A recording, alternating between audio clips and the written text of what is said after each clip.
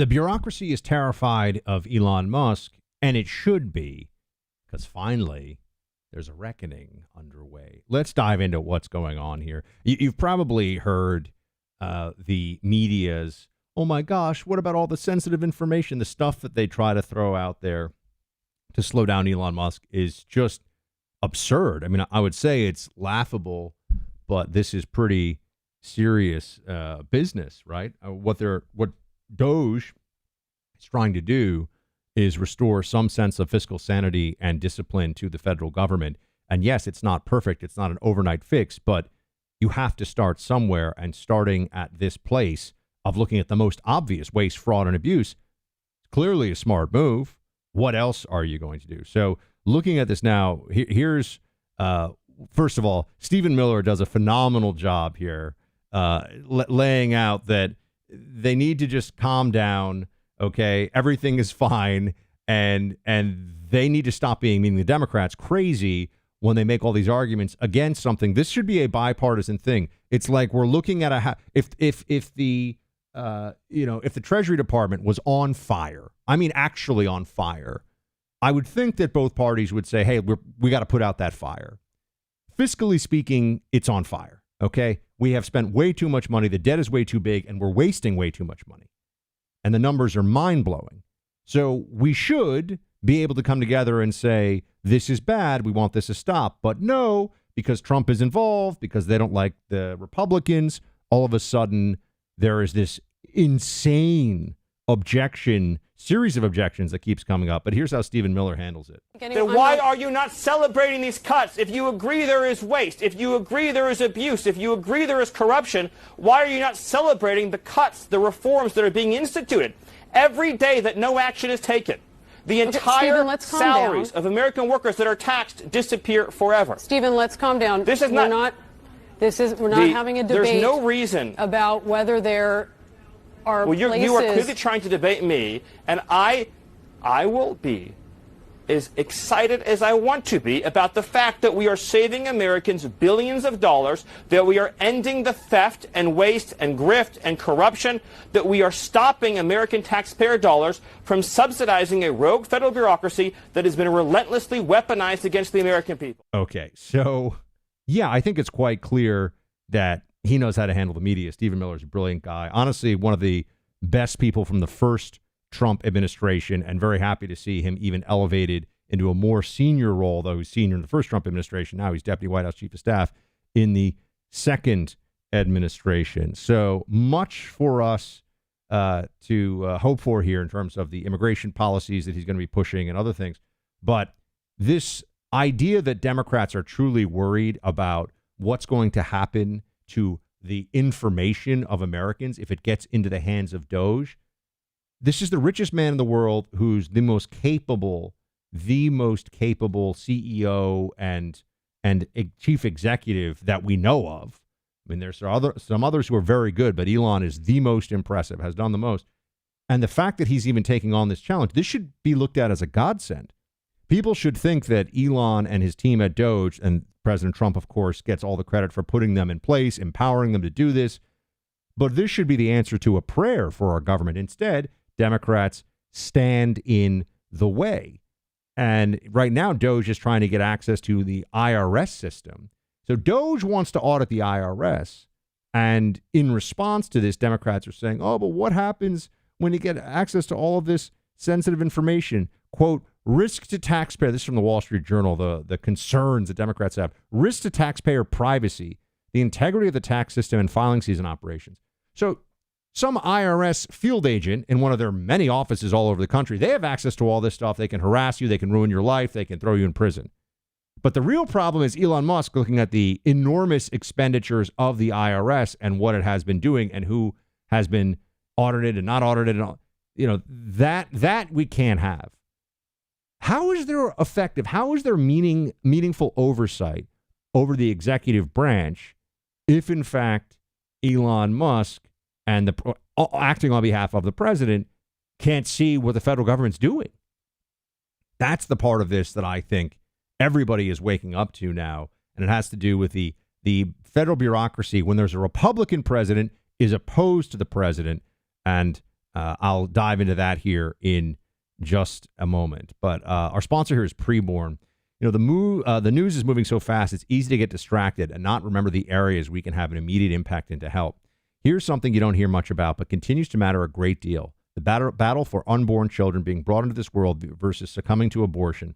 Preborn's network of clinics are on the front lines nationwide, on standby for women deciding between the life or abortion for their babies. And Preborn helps these women in so many ways, but it starts out with an ultrasound. They give them a free ultrasound. They want them to know about that life growing in their womb, that precious heartbeat that says, I'm alive. Help the team at Preborn accomplish this mission in saving the lives of unborn babies. Today, they're likely to do that more than 200 times. $28 a month could be the difference between life and death for so many tiny babies right now. For so many tiny babies out there, because you're supporting Preborn with every dollar you give. To donate securely, just dial pound 250 and say the keyword baby. That's pound 250, say the word baby, or visit preborn.com/buck, preborn.com/BUCK. Sponsored by Preborn. Okay, so here is, this was in a Hannity interview with Elon and Trump simultaneously. It's great. I mean, the best get you can get right now in politics, in news media. But Elon talked about the vast federal bureaucracy that opposes the president. What all we're really trying to do here is restore the will of the people through the president. And what we're finding is that there's an unelected bureaucracy. Speaking of unelected, there's a vast federal bureaucracy that is implacably opposed to the president and the cabinet. And you look at, say, DC voting, it's 92% Kamala. Okay, so we're 92% Kamala. That's a lot. They don't like me here either. I think about that number a lot. I'm Yeah. like 92%. That's basically almost everyone. Yeah. And so, but how can you, if the will of the president is not implemented, and the president is representative of the people, that means the will of the people is not being implemented, and that means we don't live in a democracy. We live in a bureaucracy. Now, just understand how important this is. It opposes the president. It's supposed to work for the president. The federal, we're not talking about Congress being obstinate here. We're not talking about the judiciary being obstinate, really the Supreme Court, which is the only one that's constitutionally created. The federal courts are a creation of Congress. This is the functioning of the government within the executive branch saying, no, you don't get to tell us what to do. It's a form of kind of complacent mutiny on the part of the bureaucracy. Like they're just not going to do it. You know, it's not that they're going to be active against the president. They're just going to be inactive in doing what the president wants. And sometimes, I guess, active against him. When he says do that, they won't do it. Or, you know, they try to stop him somehow. They've stopped access for some Doge employees, for example. But how is it that the government is responsive to the will of the people when the government exists in a kind of chamber that is sealed off from elected officials, right? That makes no sense. It makes no sense that we elect people who are supposed to oversee this vast bureaucracy, and then we turn around and they say, no, we're not going to do it that way. No, this money is spent no matter what you say. So isn't it ironic, don't you think, that after years of being lectured about how there's a threat to the republic right now from Donald Trump, a threat to our democracy, actually, is what they always say. A threat to our democracy, and really what we're seeing, and everyone's picking up on this, is that it's a threat to bureaucracy that Trump poses, not democracy, and that the bureaucracy itself is a threat to the democracy that Democrats pretend they care so much about. This is their way of funding their movement and staying in power even when they lose elections. This is why this is so important.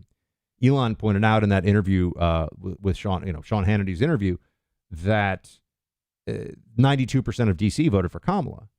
So the federal bureaucracy is entirely a province now of the Democrat Party as well. We can't lose sight of that. And they know that, which is why they become so antagonistic toward any efforts to rein this in, because it's their way of doing an end run on all elections. Why does an election really matter if you can have the people beneath doing, in the system, in the apparatus, doing whatever it is that they want, irrespective of who's technically in charge. In this case, the president, Donald J. Trump. And I've seen what this is like. As you know, I worked at the CIA. I worked at the NYPD, which is also a vast bureaucracy. Not federal, state, or city, rather, but it's an enormous bureaucracy. And it's unwieldy. By their very nature, they're unwieldy. And I can tell you the CIA, they really operate, and everyone's figured this out about the intelligence community. The intelligence community tends to operate as though it is an independent arm of government. A bit the way that the DOJ has even thought, oh, no, we do things irrespective of politics and politicians. Not really. The elected representatives of the people do have the final say over these institutions. These institutions do not operate separate from the elected will of the people. And this is very fundamental to our government. This is very important. Otherwise, we do have some, I can't even call it a technocracy. It's a bureaucracy. Is that a thing? And that is what we are facing. And so it's so critical that Elon continues this work and we know more about what's really going on. I think you're going to find that the amount of fraud in the government is in truly, when I say fraud, amount of money spent on things that no serious person could think we should spend money on, money going to straight up criminals who are ripping off our government, and money going to people who, don't deserve it, are dead. So they're obviously not committing a fraud themselves unless somebody else is taking that money. I think you're going to find out that it's in the hundreds of billions of dollars. That's a big deal. And if we can handle that, then all of a sudden having a conversation about cutting $1 trillion seems much more reasonable and rational, doesn't it? Much more serious. So I think this work is absolutely critical. And as you know, I'm sitting here talking to you about the debt. And this is why I also think you want to take action now, because Trump has a huge challenge on his hands. So does Elon, getting this even a little bit under control. Over the long run, there's going to be pain here. There's going to be some disruption. That's why I believe in gold. With inflation still higher than people want it to be these days, gold is a great way to protect yourself. Buy gold. It has been proven throughout history to grow in value while the dollar continues to shrink. Birch Gold Group can help you in this regard. Their team has all the information to walk you through the steps of investing, particularly if this is your first gold purchase. And that's a smart decision. I just added to my gold reserves about a week ago. I've been an investor in gold for some years, and I added some from Birch Gold Group because I want to build over time. It's a smart way for me to diversify. So try gold. Birch Gold Group has a new study out about how they think gold prices will fare in the Trump 47 era with a forward by Donald Trump Jr.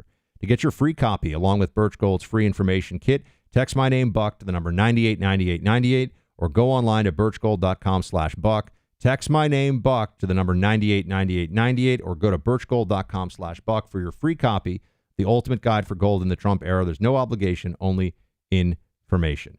And then you have what they're trying to say here, which is this is the Chuck Schumer version of things, which is, I don't like how you're cutting, just cut differently. Yeah, that's nonsense. Of course there's some wasteful spending, but you don't use a meat axe and cut everything. We need to look at each program. We need to go through Congress and see what's wasteful and move to eliminate it, and what's very not wasteful but very much needed. I'll give you one example. They went after community health centers in Medicaid. They're among the most efficient producers of health care we have, yet they tried to eliminate them. It makes no sense. They're just using a meat axe and cutting everything, including many things that American families need, want, and approve of. They don't want it to be cut. That is what is actually going on here. They want this to continue. One, they don't want Trump and Elon to show it's possible. Two, they don't want Trump and Elon to have any kind of a victory because of all the political momentum they have. And three, they figure that a lot of the money that's fraud, waste, and abuse goes to things they like or people they like. So don't believe any of this, I don't like how you're doing it. It's a little bit like when you're winning an argument with somebody. I'm not going to say your spouse, but maybe. And your spouse says, I don't like your tone. Well, we're arguing, and the substance of the argument is what matters. But no, with Democrats, they're telling you they don't like your tone. And I think you should dismiss that, because unlike with a spouse, you actually just want to beat the Democrats. With the spouse, you want to keep the spouse happy. So, yeah, this is important stuff. And I think that it's something that as we see more and more information, it'll be harder and harder for the Democrats to hold this really untenable position, which is waste, fraud, and abuse, no big deal. All right. That's the show for today. Shields high.